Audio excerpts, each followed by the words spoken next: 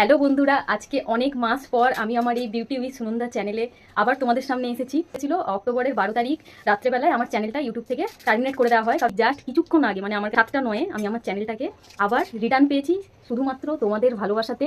বলতে পারো তোমরা আমার সাথে আছো এবং আমি চাইবো যে তোমরা এভাবে সবসময় আমার পাশে থেকো। আর আজকে এই 5 মাস যে আমি যে অবস্থা দিয়ে গেছি, যেটাই ছিল আমার সিচুয়েশনটা, তো এই সিচুয়েশনে যে আমার পাশে সবসময় এখনও অবধি স্টিল যে আমার পাশে আছে, সেটা হচ্ছে অনামিকা।